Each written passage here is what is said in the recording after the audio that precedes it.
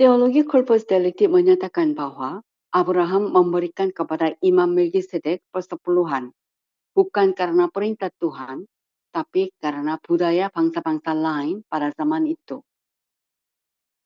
Dan dinyatakannya pula bahwa Melkisedek adalah seorang misteri atau anak Allah yang menyatakan dirinya. Tapi saya menyatakan bahwa Melkisedek adalah seorang raja yang bersejarah, Raja Salem, dan Imam Allah yang Maha Tinggi yang hidup pada zaman Abraham. Ibrani pasal 7 ayat 1 sampai dengan 6. Saya menyatakan pula bahwa Imam Melkisedek menerima persepuluhan dari Abraham, bukan menurut kebudayaan bangsa-bangsa lain pada zaman itu, tetapi menurut perintah Tuhan, sama seperti suku Lewi mendapat perintah dari Tuhan untuk memungut persepuluhan dari seluruh bangsa Israel. Imam Melkisedek melihat kemenangan Abraham yang telah mengalahkan raja-raja sebagai pertolongan dari Tuhan, bukan semata-mata karena keperkasaan Abraham. Imam Melkisedek membawa roti dan anggur serta memuji Allah yang telah memberi kemenangan kepada Abraham. Dalam kitab Kejadian pasal 14 ayat 17 sampai dengan 20. Saya akan membacakannya. Setelah Abraham kembali dari mengalahkan Kedorlaomer dan para raja yang bersama-sama dengan dia, maka keluarlah Raja Sodom menyongsong dia ke lembah Syawe, yakni lembah raja. Melkisedek, Raja Salem, membawa roti dan anggur. Ia seorang imam Allah yang Maha Tinggi. Lalu ia memberkati Abraham, katanya, diberkatilah kiranya Abraham oleh Allah yang Maha Tinggi, pencipta langit dan bumi. Dan terpujilah Allah yang Maha Tinggi, yang telah menyerahkan musuhmu ke tanganmu. Lalu Abraham memberikan kepadanya 1/10 dari semuanya. Imamat Melkisedek menerima perintah dari Tuhan untuk memungut persepuluhan dari Abraham. Dan Abraham berikan persepuluhan kepada Allah melalui Imam Melkisedek. Dan persepuluhan yang Abraham berikan merupakan suatu bukti ketaatan dan ucapan syukur kepada Allah. Abraham telah memberikan persepuluhan kepada Allah karena Abraham mengakui imamat Melkisedek, imamat yang kekal. Suku Lewi juga melalui Abraham memberikan persepuluhan kepada imamat Melkisedek. Ibrani 7 ayat 9 dan 10. Jemaat perjanjian baru yang ada di bawah kasih karunia harus memberi persepuluhan kepada Allah dengan mengakui imamat Melkisedek yang telah menggantikan imamat Harun. Tuhan Yesus sendiri memberi perintah dalam Injil Matius 23 ayat 23 dan Injil Lukas 11 ayat 42 bahwa yang lain jangan diabaikan. Kata yang lain menunjukkan apa yang dilakukan oleh orang-orang Farisi, yaitu memberi persepuluhan dengan teliti. Hukum Taurat dan kitab para nabi berlaku sampai kepada zaman Yohanes. Dan sejak waktu itu, kerajaan Allah diberitakan. Dan setiap orang menggagahinya, berebut memasukinya. Lukas 16 ayat 16.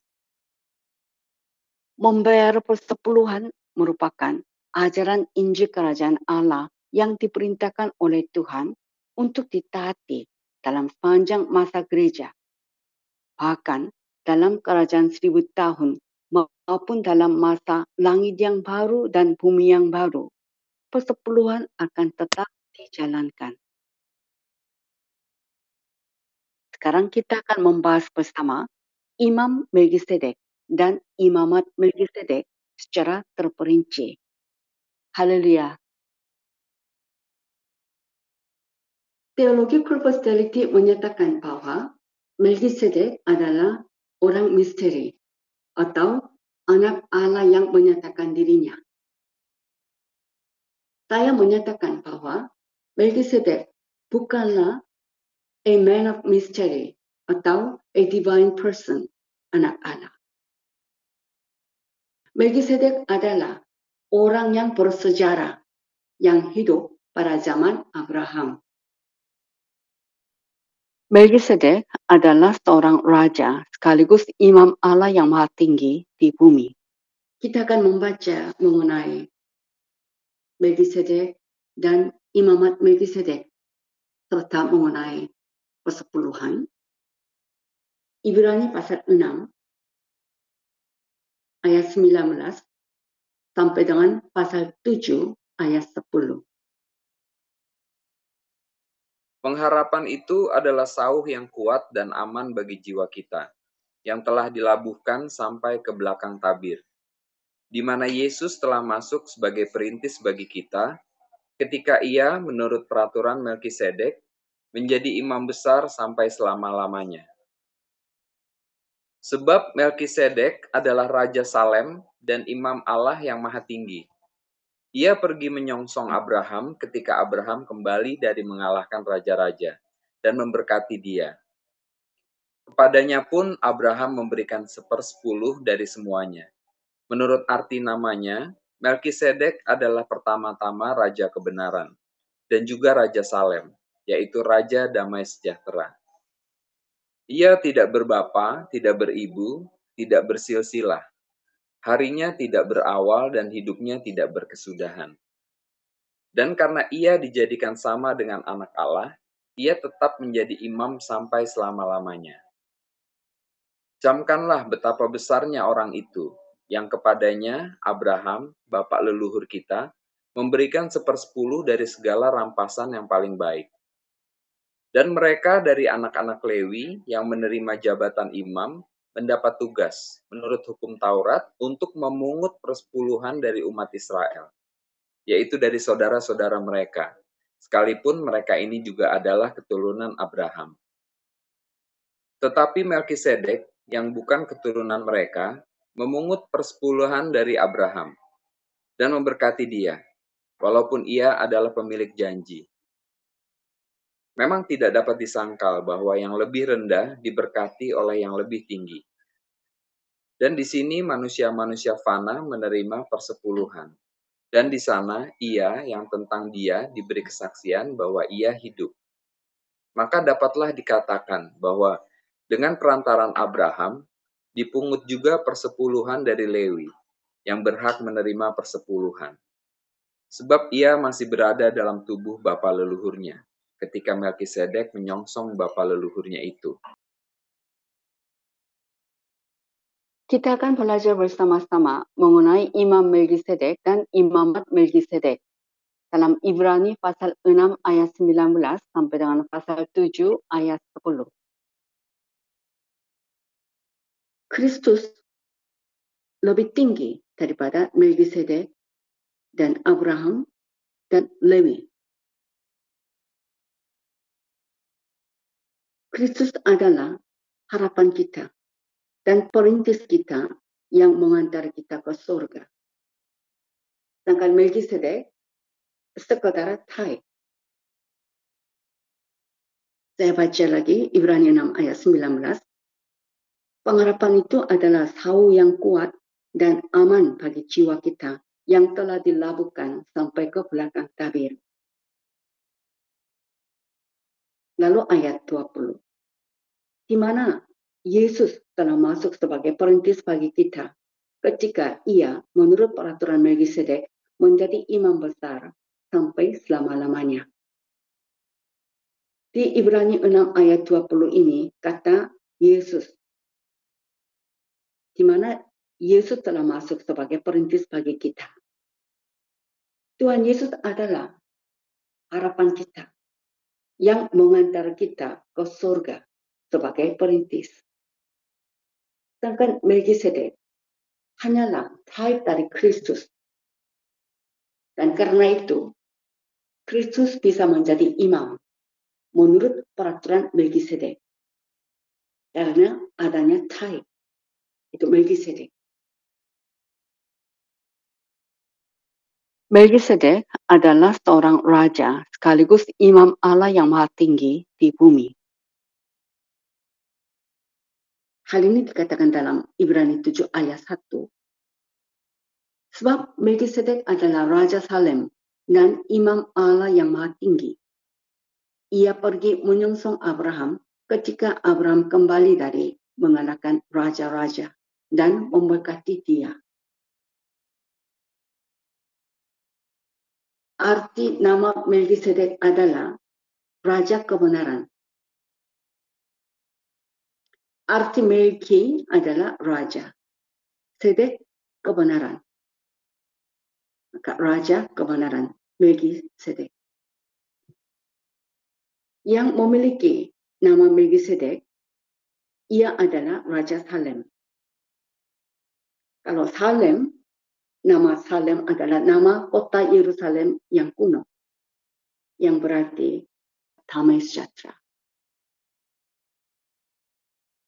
Dan Melkisedek adalah imam Allah yang maha tinggi yang hidup pada zaman Abraham. Ketika Melkisedek menyongsong Abraham yang telah mengalahkan raja-raja, ia memuji Allah yang maha tinggi yang telah memberi kemenangan kepada Abraham sambil membawa roti dan anggur. Dan Abraham mengucap syukur kepada Allah dengan memberikan persepuluhan melalui imam Melkisedek. Kejadian 14 ayat 17 sampai dengan 20. Kita akan baca Kejadian 14 ayat 17 sampai dengan 20. Setelah Abram kembali dari mengalahkan Kedor Laomer dan para raja yang bersama-sama dengan dia, maka keluarlah Raja Sodom menyongsong dia ke lembah Syawe, yakni lembah raja. Melkisedek Raja Salem membawa roti dan anggur. Ia seorang imam Allah yang maha tinggi. Lalu ia memberkati Abram, katanya, diberkatilah kiranya Abram oleh Allah yang maha tinggi, pencipta langit dan bumi. Dan terpujilah Allah yang maha tinggi, yang telah menyerahkan musuhmu ke tanganmu. Lalu Abram memberikan kepadanya 1/10 dari semuanya. Kembali ke Ibrani pasal 7 ayat 2. Kepadanya pun Abraham memberikan 1/10 dari semuanya. Dan menurut arti namanya, Melkisedek adalah pertama-tama Raja Kebenaran dan juga Raja Salem, yaitu Raja Damai Sejahtera.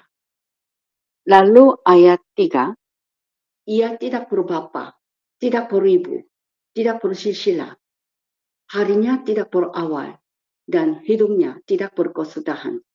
Dan karena ia dijadikan sama dengan anak Allah, ia tetap menjadi imam sampai selama-lamanya. Kalimat, ia tidak berbapa. Melkisedek bukanlah tidak ada bapa, tidak ada ibu, tetapi tidak ada catatan silsilah dalam kitab suci. Siapa bapanya, siapa ibunya. Maka dikatakan tidak bersilsilah. Kalimat, harinya tidak berawal dan hidupnya tidak berkesudahan. Melkisedek mempunyai hari kelahirannya dan hari kematiannya, tetapi tidak tercatat dalam kitab suci. Kapan dia lahirnya dan kapan dia matinya. Oleh sebab itu, Melkisedek bisa menjadi type dari Kristus yang benar-benar tidak berawal seperti Yohanes 1 ayat 1 dan 2 berkata, dan tidak berkesudahan Wahyu 1 ayat 8. Sekali lagi, oleh karena itu, Melkisedek, karena tidak ada catatan dalam kitab suci tentang silsilahnya, maka ia bisa menjadi type dari Kristus yang benar-benar tidak berawal dan tidak berkesudahan. Itu anak Allah. Dan karena adanya Taib, yaitu Melkisedek, maka Kristus menjadi imam menurut peraturan Melkisedek. Melkisedek hanyalah manusia biasa, tetapi Kristus adalah God-man, Allah dan manusia. Ibrani 7 ayat 4, camkanlah betapa besarnya orang itu yang kepadanya Abraham, bapa leluhur kita, memberikan 1/10 dari segala rampasan yang paling baik. Camkanlah betapa besarnya orang itu. Jadi, Melkisedek adalah orang. Ia adalah orang yang bersejarah, yang hidup pada zaman Abraham. Akan tetapi, tidak ada catatan, yaitu silsilah Melkisedek. Siapakah bapaknya, ibunya, tidak tercatat dalam kitab suci. Maka ada orang-orang yang mengatakan Melkisedek itu orang misteri atau Kristus yang menampakkan diri. Yang benar ialah bahwa Melkisedek adalah orang yang bersejarah, bukan orang misteri, bukan pula anak Allah. Dikatakan Melkisedek menerima persepuluhan dari Abraham, dari segala rampasan yang Abraham peroleh. Abraham, bapa leluhur kita, memberikan 1/10 dari segala rampasan kepada Imam Melkisedek, orang yang bersejarah. Dan Melkisedek lebih tinggi daripada Abraham dan Lewi. Ibrani 7 ayat 5, dan mereka dari anak-anak Lewi yang menerima jabatan imam mendapat tugas menurut hukum Taurat untuk memungut persepuluhan dari umat Israel, yaitu dari saudara-saudara mereka, sekalipun mereka ini juga adalah keturunan Abraham.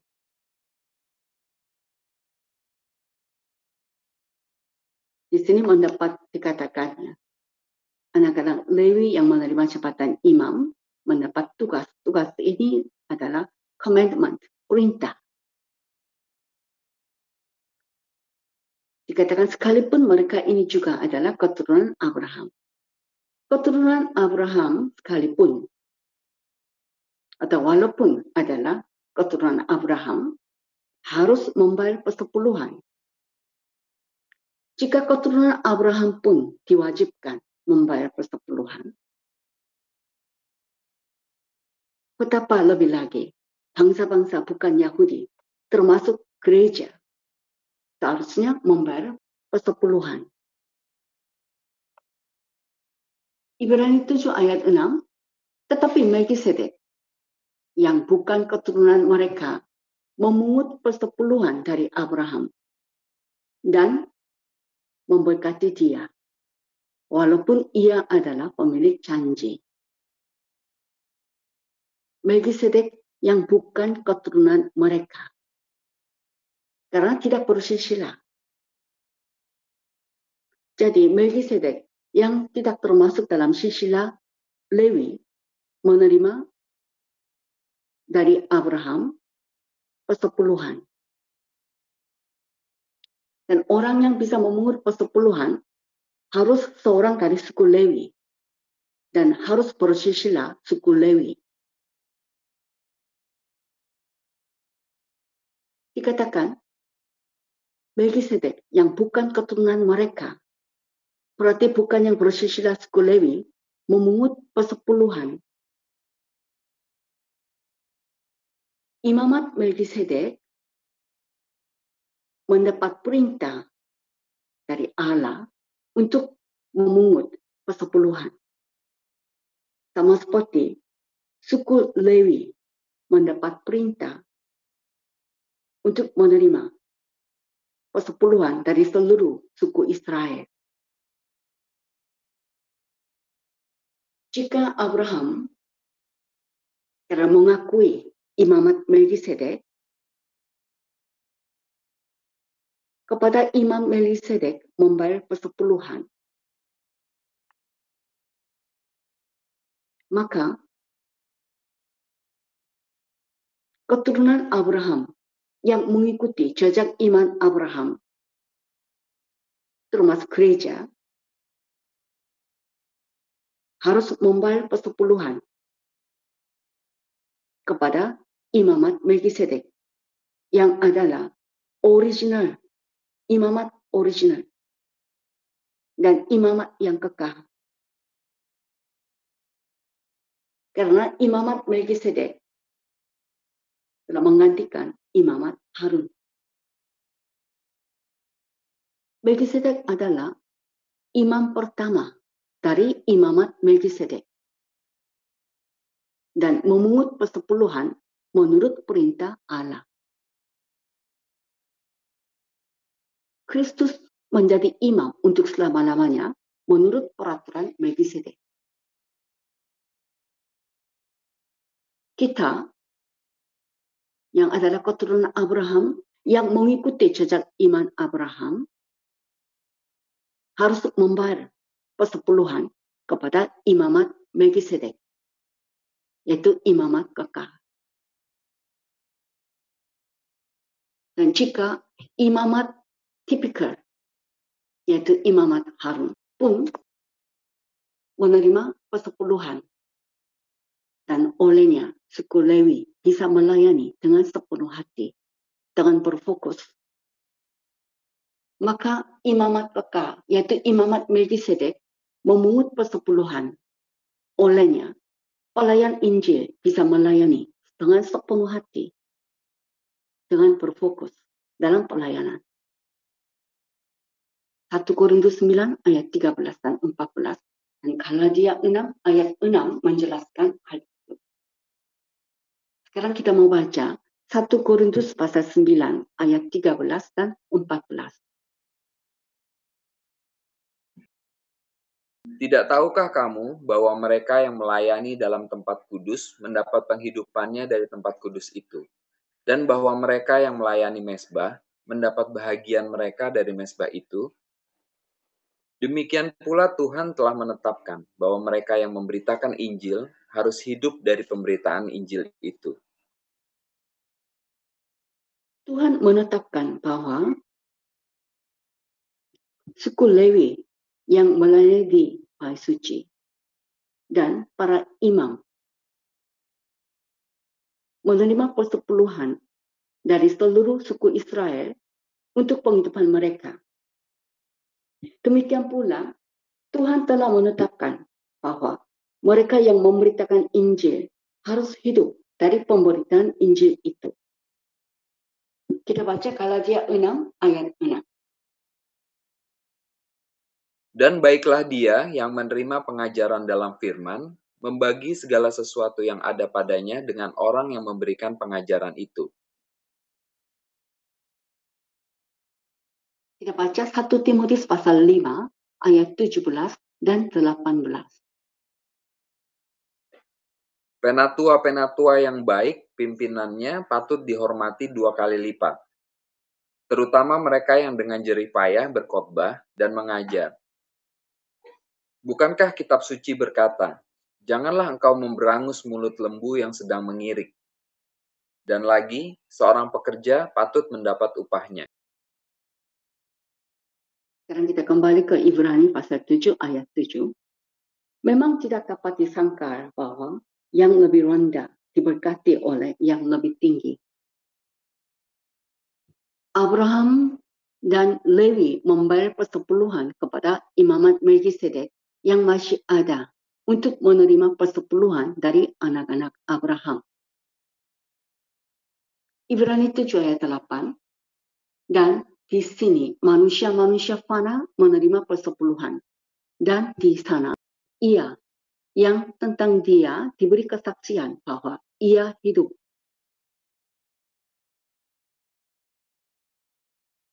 Kata di sini menunjuk para imam dari suku Lewi. Suku Lewi semua mati setelah melayani Kata di sana menunjuk Imam Melkisedek. Setelah melayani, ia mati. Tetapi tidak ada catatan tentang kematian Melkisedek. Dan tidak ada catatan tentang berakhirnya pelayanannya.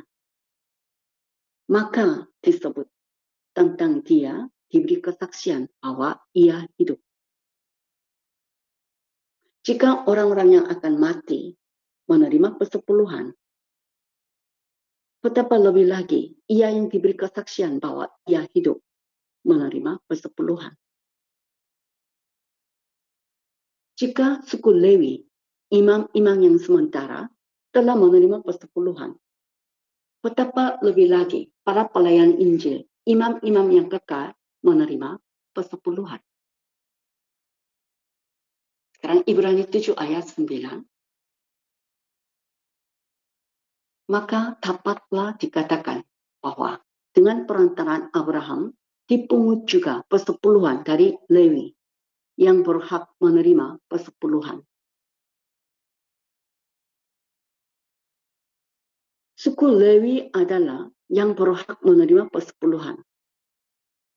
Dan ketika Abraham memberikan kepada Imam Melkisedek persepuluhan, dengan perantaraan Abraham, suku Lewi juga memberi persepuluhan. Suku Lewi menerima persepuluhan dari seluruh suku Israel, namun mereka juga memberi persepuluhan kepada anak-anak Harun, yaitu imam-imam. Dalam hal ini, Abraham adalah wakil pembayar persepuluhan dari semua keturunan yang akan datang. Ibrani 7 ayat 10. Sebab ia masih berada dalam tubuh bapa leluhurnya ketika Melkisedek menyongsong bapa leluhurnya itu. Sebab ia masih berada dalam tubuh bapa leluhurnya, ia Lewi.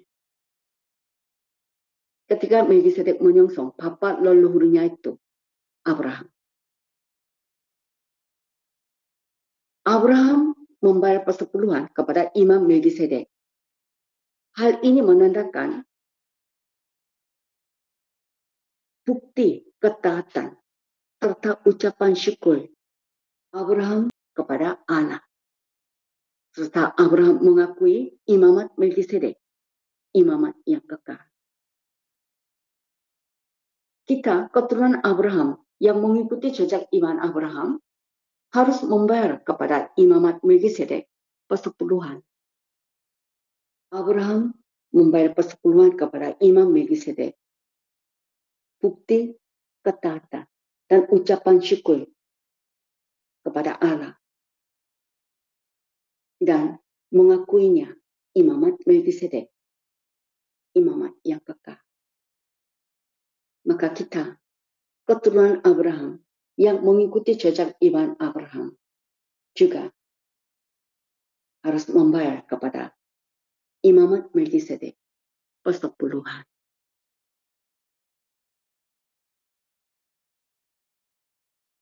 Kita berdoa. Allah Bapa, Abraham memberikan kepada Imam Melkisedek 10/10 dari segalanya. Kami mengerti makna daripada Abraham yang telah memberikan persepuluhan kepada Imam Melkisedek. Dan Imam Melkisedek mendapat perintah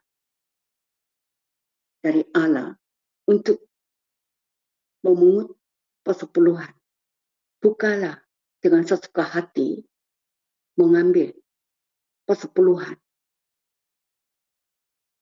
tapi karena mendapat perintah dari Allah. Sama seperti suku Lewi mendapat perintah untuk memungut persepuluhan dari seluruh suku Israel.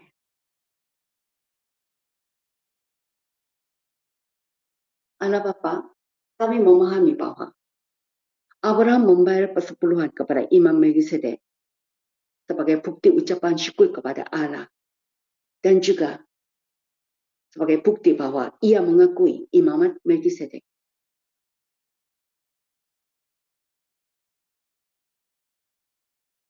Allah Bapa, kami yang adalah keturunan Abraham, yang mengikuti jejak iman Abraham, juga dengan taat kepada Allah dan juga dengan ucapan syukur kepada Allah.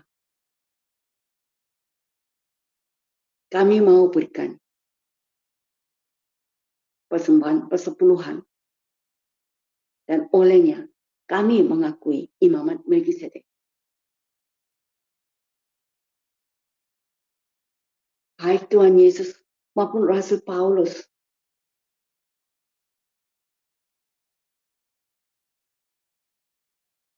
mengatakan orang yang memberitakan Injil menerima persepuluhan daripada orang-orang yang menerima Injil untuk penghidupan mereka.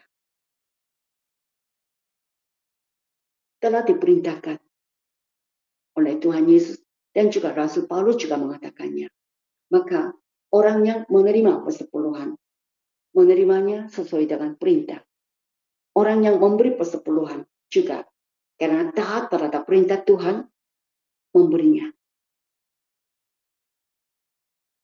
Beri kekuatan kepada kami sehingga kami boleh menjalankannya.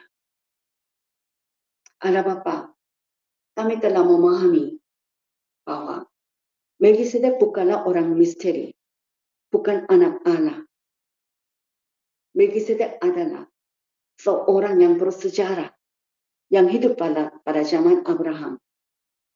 Tapi karena tidak bersilsilah, tidak ada catatan tentang silsilah dalam kitab suci, maka bisa menjadi tipe akan Kristus yang benar-benar tidak berbapa, tidak beribu sebagai Allah.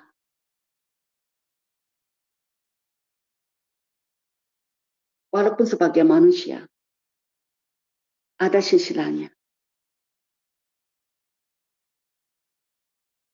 Maka Yesus Kristus bisa menjadi imam menurut peraturan Melkisedek. Karena ada tipe Melkisedek. Terima kasih atas semua pengertian yang kami peroleh. Kami naikkan syukur dan kami berdoa di dalam nama Yesus. Amin.